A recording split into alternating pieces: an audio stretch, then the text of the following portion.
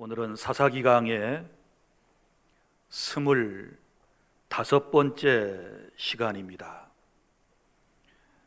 약점이 있는 사람을 쓰시는 하나님이라고 하는 말씀을 함께 나누도록 하겠습니다.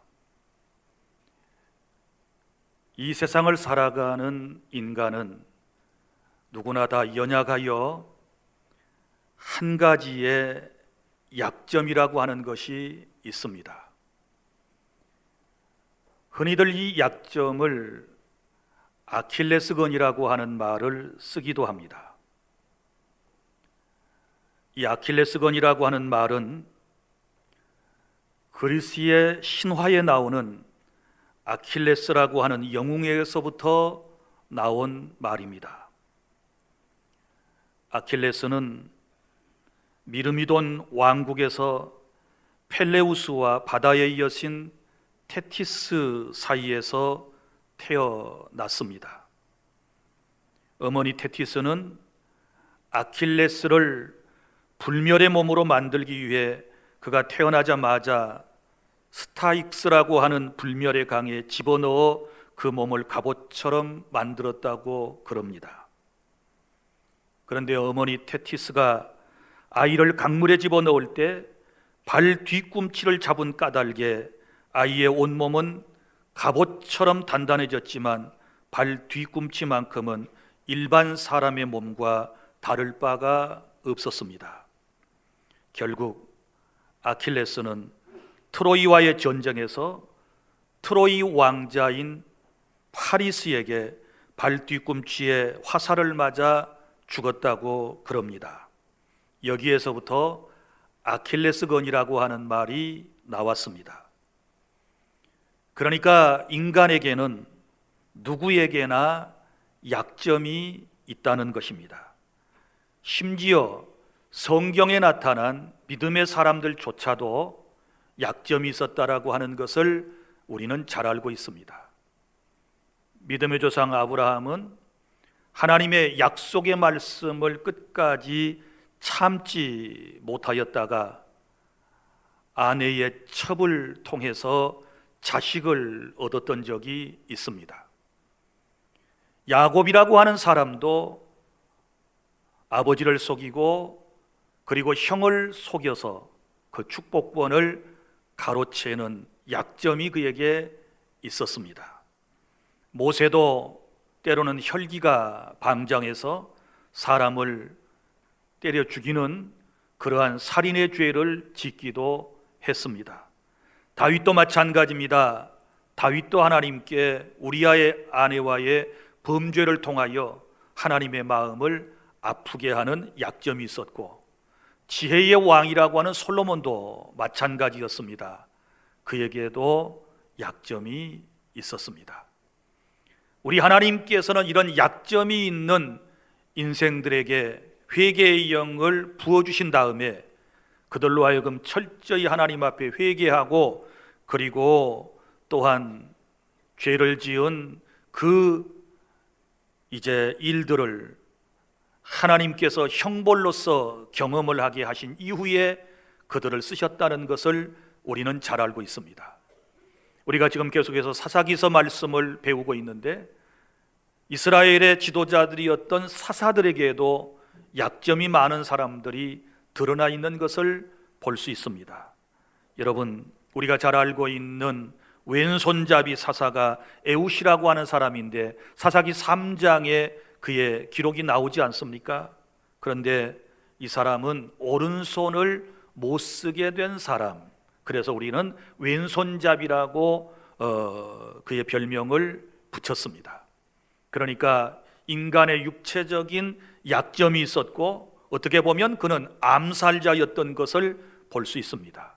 그리고 사사기 4장에 나오는 야엘이라고 하는 사람이 나오는데 이 사람은 시스라라고 하는 사람을 배신하고 결국은 죽이는 그런 사람이었고, 그리고 사사기 8장에 나오는 유명한 기드온이라고 하는 사사도 미디안 사람을 치는 과정에서 자기 형제들의 죽음으로 감정을 추스리지 못한 채 흥분하는 그런 모습을 보였고, 그리고 사사기 11장에 그 유명한 입다라고 하는 사사는 기생의 아들로 태어났고, 그리고 또한 그는 이방 땅에 가서 잡류의 우두머리가 되었다 그랬는데, 바로 잡류는 흔히 쉽게 번역을 하면 아주 불량배들을 의미하는데 그들의 우두머리가 되었던 사람입니다.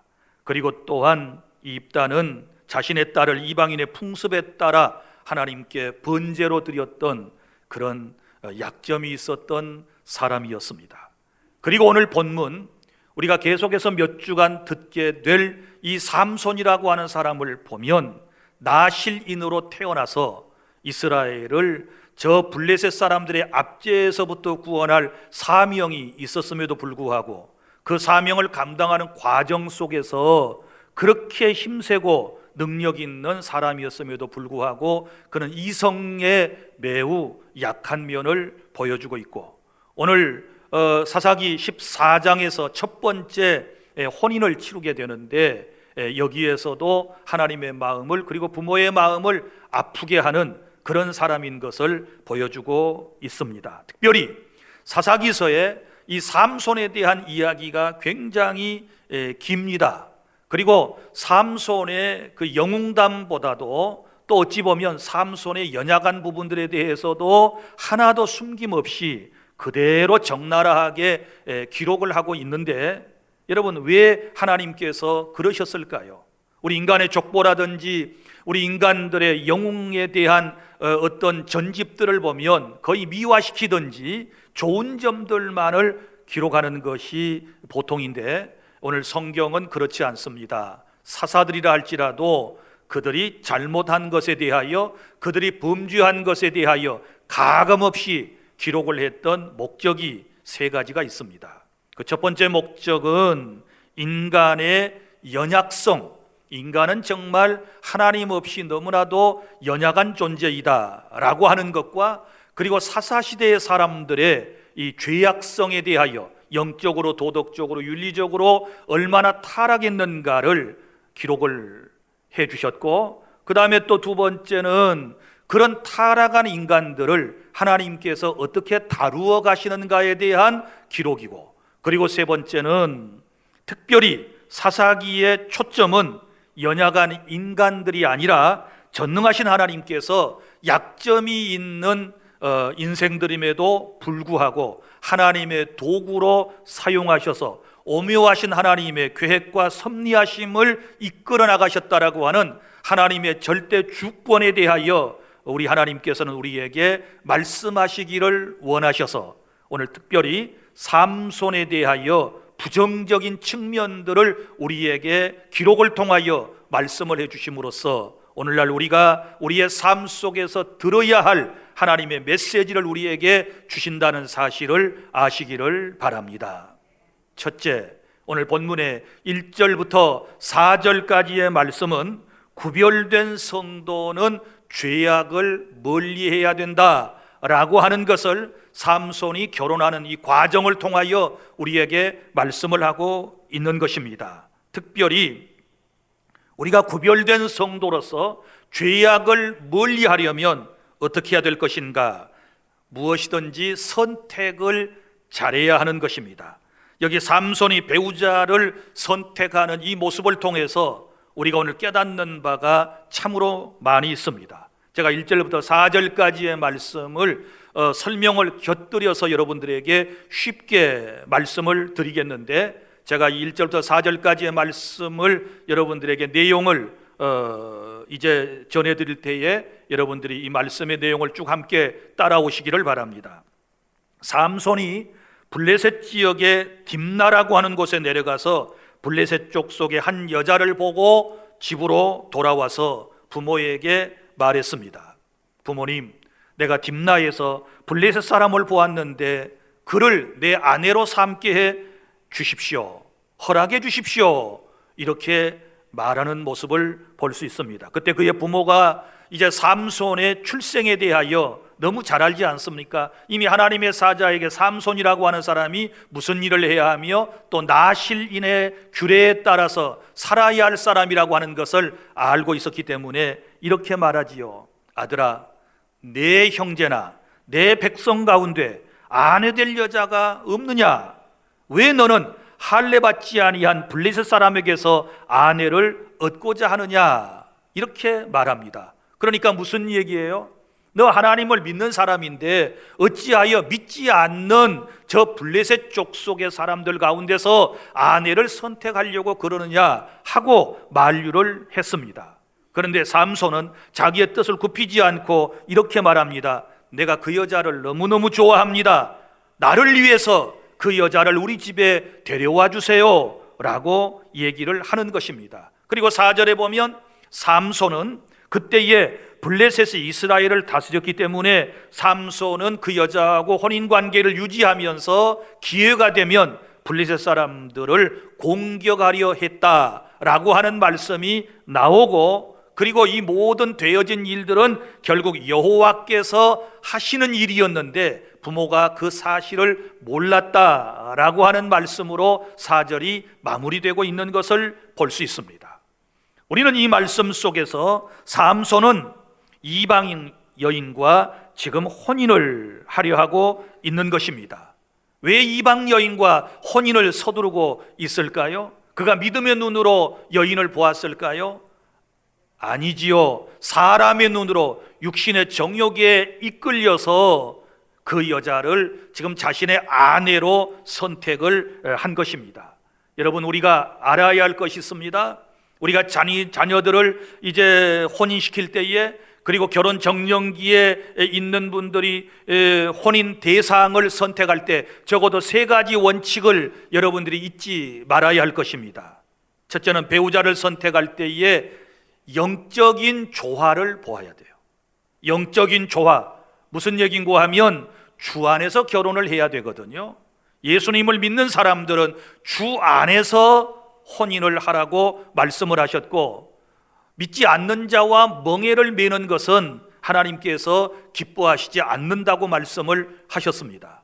여러분, 독실한 기독교 신자와 독실한 불교 신자가 여러분 혼인관계를 갖게 되면 어떻게 될까요? 그 영 때문에 자꾸 충돌하는 일이 발생하게 될 것이고, 절대로 그런 가정은 행복할 수가 없는 것입니다. 그래서 첫째는 영적인 조화가 맞아야 하고, 그 다음에 2번째는 육체적인 조화가 있어야 하는 것입니다.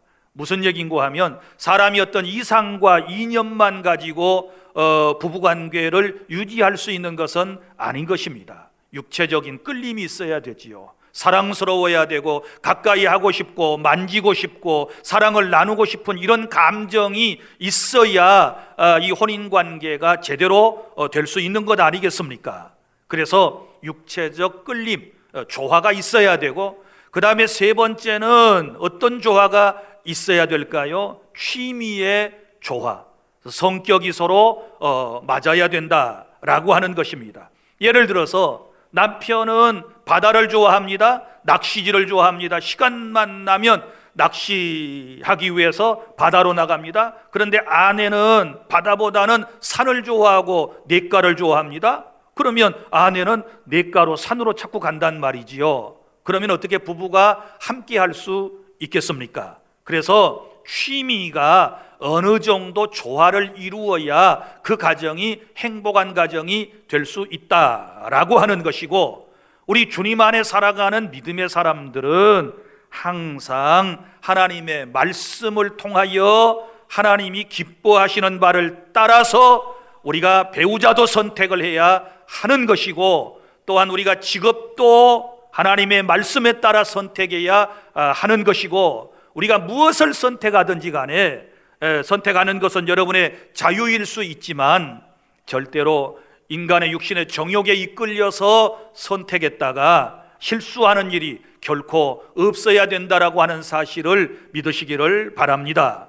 이제 오늘 말씀의 맨 끝부분에 나오는 부분을 보면 여러분이 놀랄 거예요. 삼손이 이렇게 해서 이 블레셋 여인과 혼인을 치르지요. 그러나 이들의 혼인 관계는 일주일밖에 가지 않습니다. 7일 만에 결국은 이 사람들은 각기 자기 길로 가게 되고 헤어지게 되는 것을 볼 수 있습니다. 그러므로 우리는 배우자 선택뿐만 아니라 그 무엇을 선택할 때에도 주 안에 있는 사람들은 항상 하나님의 말씀을 따라서 우리가 선택해야 되고, 하나님의 영광을 위하여 하나님을 기쁘시게 하고 사람을 행복하게 하는 일에 초점을 두고 우리가 선택하는 그런 지혜로움이 우리가 있어야 될 줄 믿으시기를 바랍니다. 그리고 또 하나는, 우리가 죄를 멀리하려면 부모님의 신앙적 조언에 순종해야 된다라고 하는 것입니다. 오늘 여기 말씀해 보면 삼손의 죄악은 무엇입니까? 부모님이 만류했잖아요. 너는 나실인 아니냐?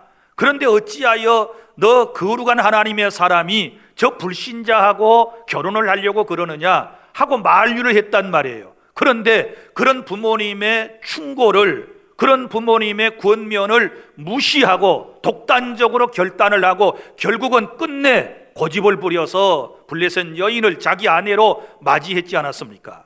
이것은 출애굽기 20장 12절에 나오는 10계명 가운데 내 부모를 공경하고 순종하라고 하는 율법을 어긴 죄악이 되는 것입니다. 여러분, 삼손의 부모는 우리가 지난 시간에도 들은 바와 같이 특별히 믿음의 사람들 아닙니까? 너무너무 경건한 부부 아니었습니까? 그 자식을 잉태받을 것을 미리 고지를 받고, 그리고 또 하나님께 질문을 했지 않았습니까? 하나님, 이 아이를 어떻게 기르오리까? 이 아이 앞에서 우리가 어떤 행함을 보여야 하겠습니까? 라고 질문을 하는 이런 모습들을 보면 정말 경건한 부모님이었고, 하나님의 뜻을 누구보다도 잘 알고 있는 부모님의 바로 충고가 뭐예요? 이 결혼 안 된다 라고 분명하게 말씀을 하셨음에도 불구하고 삼손은 부모의 말씀에 순종하지 않는 죄를 범하였다라고 하는 것입니다.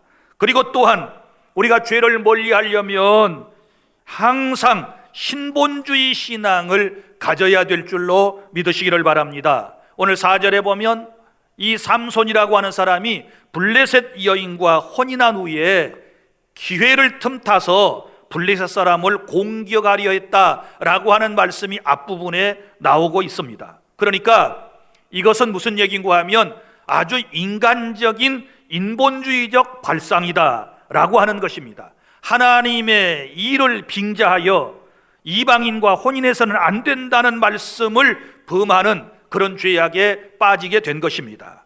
여러분, 오늘날도 이런 사람들 우리 가운데 있지 않습니까? 하나님의 일을 빙자하여 자신의 이익을 취하려고 하는 이런 경건치 못한 성도들이 종종 있는 것을 볼 수 있습니다. 우리는 항상 하나님 제일주의, 신본주의적 이런 믿음을 가지고 여러분들이 세상을 살아가야 우리가 세상에서 범죄하지 않고 하나님께 기쁨이 되는 줄로 믿으시기를 바랍니다. 그리고 둘째로 5절부터 20절까지 단락에서 하나님께서 우리에게 주시는 교훈은 인간의 연약함을 아시고도 쓰시는 하나님이심을 알 수 있습니다. 하나님이 어떤 분이신가를 우리에게 지금 소개를 하고 있는데요, 삼손이 계획한 일은 하나님께서 기뻐하시는 일이 아니었음에도 불구하고 하나님의 계획을 삼손을 통하여 이루어 가시는 오묘하신 하나님의 섭리를 여기서 깨닫게 되는 것입니다. 이것이 인간의 생각과 하나님의 생각의 차이점이라고 하는 것을 우리는 알 수 있는데, 먼저 5절부터 6절까지 말씀을 보면 위기를 하나님의 능력으로 극복하게 하시는 모습을 볼 수 있습니다. 지금 여기까지는 삼손이라고 하는 사람이 매우 연약한 사람으로 나타나지 않습니까? 그리고 지금까지 한 번도 삼손이 어떤 괴력을 발휘한 적이 없어요. 처음으로 나오는 지금 우리는 역사적 사실을 지금 접하게 되는데, 자, 삼손이 부모와 함께 딥나로 내려가서 그곳에 포도밭에 이르게 되었을 때 위기를 만납니다. 포도밭에서 무엇을 만납니까? 사자를 만납니다. 이 사자가 어떤 사자입니까? 여기 젊은 사자라고 특별히 기록을 하고 있는 것은 아주 건강한, 무서운, 두려운 사자 중에서도 새끼 사자도 아니고 늙은 사자도 아니고 젊은 사자를 만나는 위기를 여기서 만나게 되는 것입니다. 자, 사랑하는 여러분, 우리가 사명자로 세상을 살아갈 때 우리 인생의 삶 속에서 여러 가지 위기를 만날 때가 있을 것입니다. 때로는 건강의 위기를, 때로는 정신적 위기를, 때로는 물질적 위기는 우리에게 계속되고 있는 것입니다. 이럴 때에 여기 말씀에 보면 그 젊은 사자가 이제 삼손을 보고 울부짖었어요. 강하게 부르짖는 그런 모습을 볼 수 있습니다. 그때에 여호와의 영이 삼손에게 강하게 임하셔서 그가 염소 새끼를 찢는 것처럼 맨손으로 사자를 찢어 죽여버리는 이런 놀라운 역사를 체험하게 되는 것입니다. 사랑하는 주 안의 성도 여러분, 사명자는 이처럼 위기를 만나지만 하나님의 거룩하신 성령의 능력이 우리에게 임하시게 되었을 때 우리는 환경을 극복하고 승리할 수 있다라고 하는 사실을 믿으시기를 바랍니다. 하나님께서 이 첫 번째 맨손으로 사자를 찢어 죽이는 이런 놀라운 일을 경험하게 하심으로써 이제 앞으로 블레셋과 싸워야 할 삼손의 마음속에 뭘 주시는가요? 담대함을 주시는 거예요. 하나님이 나와 함께 하시니 내가 사자도 맨손으로 찢어 죽였다라고 하는 이런 확실한 믿음이 그의 안에 생기게 되었을 때 그는 더 강한 믿음을 가질 수가 있었던 것입니다. 그리고 또한 보십시오. 이제 7절부터 9절까지는 꿀을 먹게 하심으로 또 한 가지 체험을 하게 하시는 것을 볼 수 있습니다. 그가 딥나로 내려가 자기가 좋아하는 여자와 이야기를 해본 후에 더욱 좋아하게 되었다라고 말하고 있고, 얼마 후에 삼손이 그 여자를 아내로 맞이하기 위해서 다시 딥나로 가다가 이전에 자기가 죽였던 그 사자의 사체를 보았는데 죽은 사자의 몸에 뭐가 있었습니까? 벌떼와 꿀이 있었습니다. 그래서 손으로 그 꿀을 뜬 후에 걸어가면서 먹고 그 꿀을 누구에게? 자기 부모에게 갖다 드려서 부모도 함께 드시게 했던 것입니다. 그러나 그 꿀이 어디서 나왔는지에 대해서는 삼손이 부모에게 말하지 아니했다 그랬지요. 왜 그랬을까요? 그것은 자기가 나실인이잖아요. 그럼 나실인은 사체를 가까이에서는 안 돼요. 사람이나 짐승이나. 그런데 이 꿀이 어디서 나왔습니까? 죽었던 사자의 그 사체, 뼈에 어디선가 나왔단 말이지요. 그래서 그 얘기를 하게 되면 믿음의 부모님들이 칭찬하실까요? 너 나실인이야. 왜 사체를 하나님의 말씀을 어기고 너 거기에 가까이 했어? 라고 꾸중 들을 것이 뻔하지 않겠습니까? 그래서 말하지 않고 가만히 꿀만 갖다 드렸습니다. 이처럼 우리는 이 말씀을 통해서 깨닫게 되는 것은, 여러분 보십시오. 삼손이 여호와의 신에 감동되었을 때 꿀과 같은 기쁨을 체험하게 하셨다. 할렐루야. 성령의 감동을 받으면 꿀처럼 단 놀라운 기쁨을 여러분도 저도 체험하는 그런 은혜가 있게 될 줄로 믿으시기를 바랍니다. 그 다음에 또 하나, 두 번째는 인간의 연약함을 아시고도 쓰시는 하나님은 하나님의 뜻을 이루시기 위하여 우리를 쓰시는 줄로 믿으시기를 바랍니다. 이제 10절 이하에 있는 말씀입니다. 이 말씀을 제가 설명을 해드리겠습니다. 삼손의 아버지가 며느리가 될 여자에게로 내려갔습니다. 삼손이 그곳에 가서 잔치를 베풀었고, 당시 신랑 되는 청년은 이렇게 처녀의 집에서 잔치를 하는 풍속이 있었습니다. 그러나 모인 무리는 삼손을 두려워하여 30명을 데려와서 들러리로 삼아 함께 잔치에 참여하게 되었습니다. 삼손은 그들에게 한 가지 제안을 했습니다. 수수께끼를 냈습니다. 이제 내가 너희에게 수수께끼를 내리니 잔치하는 이래 동안 너희가 그것을 풀면 내가 베옷과 겉옷 각각 30벌을 너희에게 주겠다. 그러나 만약 그것을 풀지 못하게 되면 너희가 그만큼 내게 주기로 우리가 약속을 하자, 이렇게 얘기합니다. 그랬더니 그 30명의 들러리들이 뭐라고 그럽니까? 수수께끼를 내보라고 그랬습니다. 그래서 삼손이 수수께끼를 냈습니다. 여러분도 한번 풀어보시기를 바랍니다. 삼손이 낸 수수께끼, 먹는 자에게서 먹는 것이 나오고 강한 자에게서 단 것이 나왔는데 그것이 무엇이냐라고 하는 수수께끼를 냈던 것입니다. 아무리 생각해 보아도 그들은 알 수 없었습니다. 사흘이 지났지만 본문에 보면 그 수수께끼를 풀지 못했습니다. 왜냐하면 삼손이 자기만 경험했던 것을 수수께끼로 냈기 때문에 그 사실을 알지 못하는 그들은 도무지 그 답을 알아맞힐 수가 없었기 때문입니다. 이제 약속한 7째 날이 되자 그들이 삼손의 아내에게 위협을 하면서 말했습니다. 너는 내 남편을 꾀어서 그 수수께끼의 답을 알아가지고 우리에게 알려주어라. 만약 그렇지 않으면 너와 내 집을 불살라버리게 될 것이다. 너희가 우리의 소유를 빼앗기 위해 우리를 잔치에 초청한 것이 아니냐, 맞지? 그러면서 다그치기를 시작했습니다. 그때에 이 위기의식을 느낀 삼손의 아내가 삼손에게 울면서 말했습니다. 여기 보십시오. 남자는 여성의 울음에 얼마나 마음이 약한지를 이제 계속 삼손을 통하여 우리가 듣게 될 거예요. 남편을 못 움직이는 분들, 아직도 전도를 못한 분들, 여러분 남편에게 울면서 지금부터 매달리는 일을 우리가 한번 이제 해보시기를 바랍니다. 자, 삼손의 아내가 삼손에게 울면서 이제 수수께끼의 비밀을 말하기 위해서 이렇게 말합니다. 당신은 우리 민족에게 수수께끼를 말하고 그 해답을 알려주지 않는 것을 보니 나를 사랑하지 않으시는구려. 그러면서 나를 사랑하지 아니하니 그 답을 나한테 말해주지 않는다라고 말했더니 삼손이 뭐라고 얘기합니까? 무뚝뚝하게 내가 그 답은 내 부모에게도 말하지 않았는데 어떻게 당신에게 말할 수 있겠소? 하고 입을 딱 닫아버리게 돼요. 멋진 남자입니다.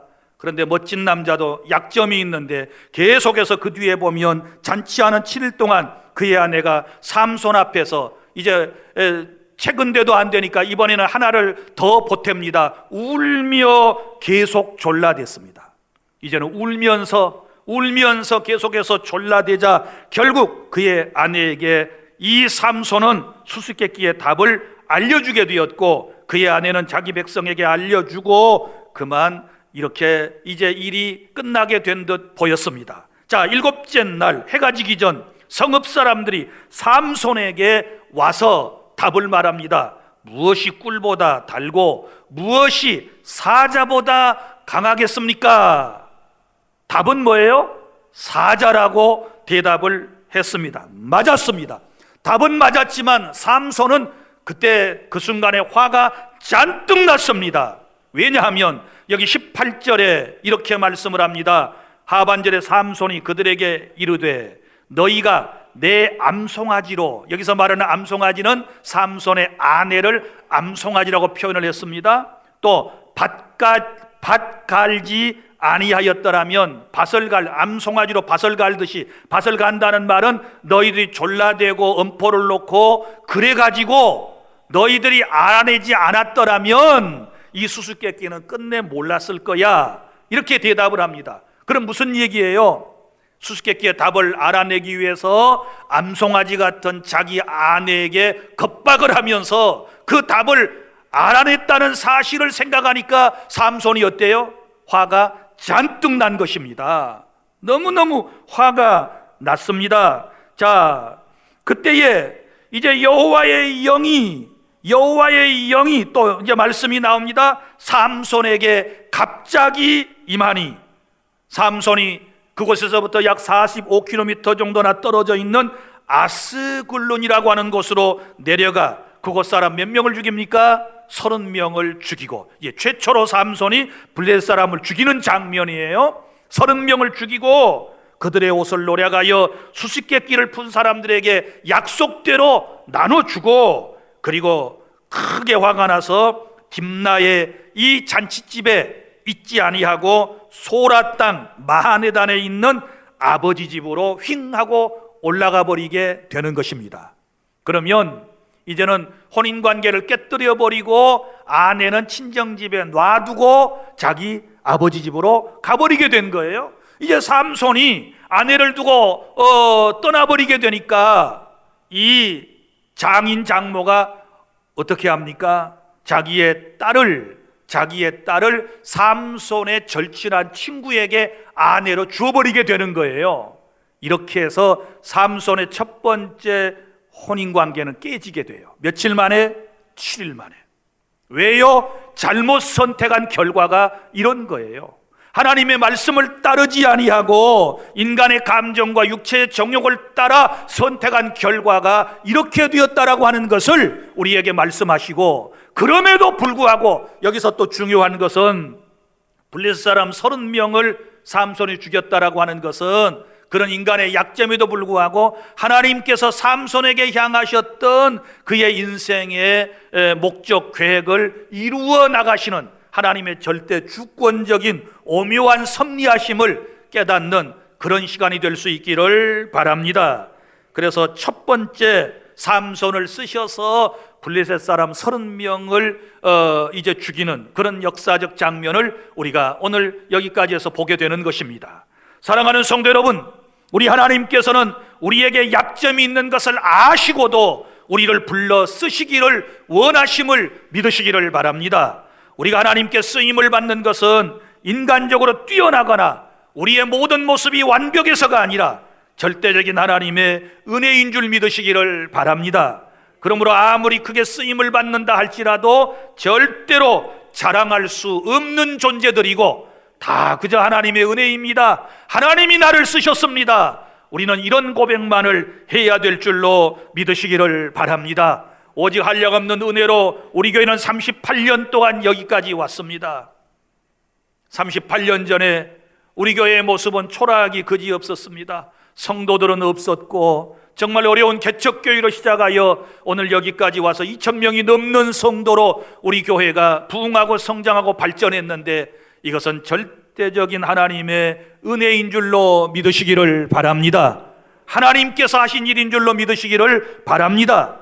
오늘 삼손이 사자의 입을 찢고 블레셋 사람 30명을 친 것은 성경 앞에 항상 보세요. 하나님의 영이 임하셨을 때에 가능했다라고 하는 것을 우리에게 강조하고 있다는 것을 아시기를 바랍니다.